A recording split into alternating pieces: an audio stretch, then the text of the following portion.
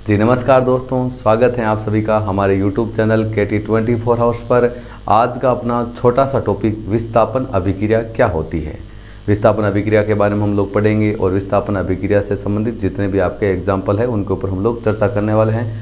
आपको पता है ये फर्स्ट चैप्टर का रासायनिक अभिक्रिया के प्रकार की हम बात करते हैं, जिसमें हम लोगों ने संयोजन अभिक्रिया के बारे में पढ़ लिया, वियोजन के बारे में पढ़ लिया और आपकी अगली अभिक्रिया है विस्थापन अभिक्रिया क्या होती है। सबसे पहले इसकी परिभाषा जो कि एकदम सरल भाषा में दे रखी है, दो परिभाषा दे रखी है, जो आपको बेटर लगे वो आप इसको याद कर सकते हो।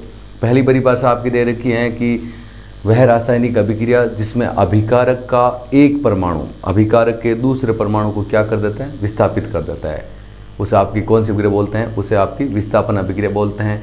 ये भी लिख सकते हैं। और दूसरी आपकी परिभाषा एकदम सरल सी दे रखी है, जिसके अनुरूप ये आपकी समीकरणों में बदलाव होता है। जैसे वह रासायनिक अभिक्रिया जिसमें अधिक अभिक्रियाशील धातु बोल सकते हैं या क्रियाशील धातु बोल सकते हैं।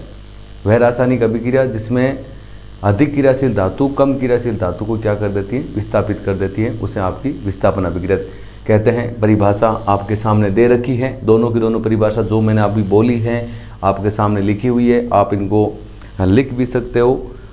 तो परिभाषा क्या दे रखी है, वह रासायनिक अभिक्रिया जिसमें अभिकारक का एक परमाणु अभिकारक के दूसरे परमाणु को आपका विस्थापित कर देता है, उसे विस्थापन अभिक्रिया बोलते हैं।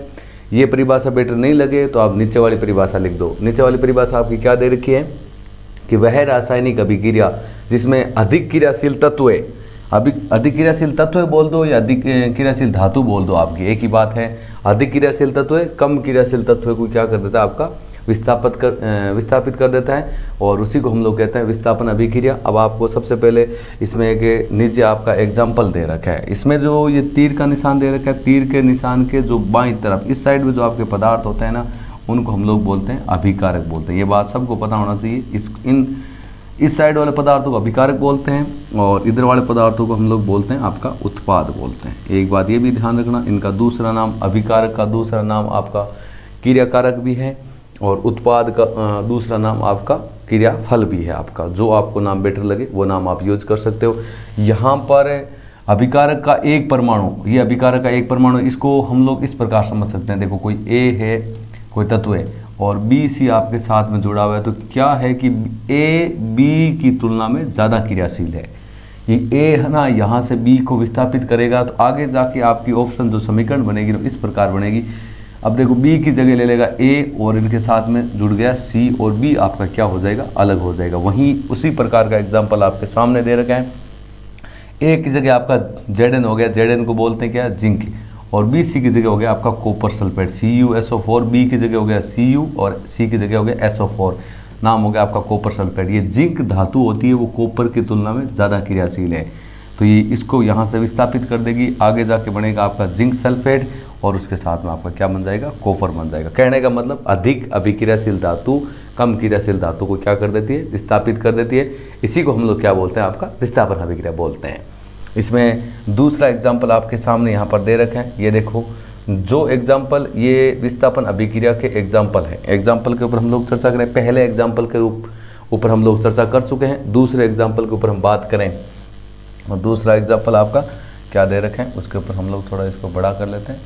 एग्जाम्पल आपके सामने है, देखो इसमें आपका दे रखा है AU का मतलब हो गया आपका सोना।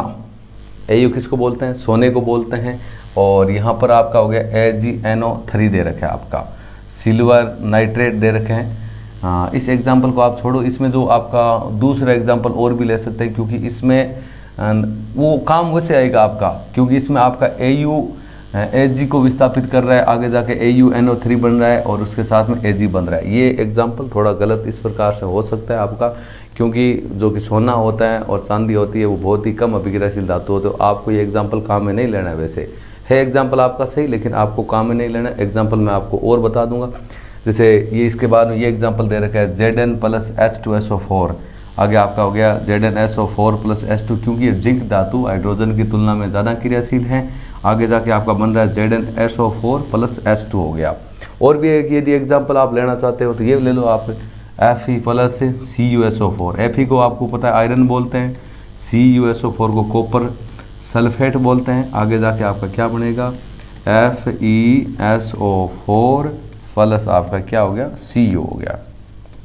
ये लो, बहुत सारे एग्जाम्पल हैं, आपकी बुक में भी दे रखे हैं, आपको कम से कम एक एग्जाम्पल आना चाहिए जो कि सबसे ऊपर ही ऊपर दे रखा है। Zn प्लस CuSO4 आगे बन जाएगा ZnSO4 प्लस Cu।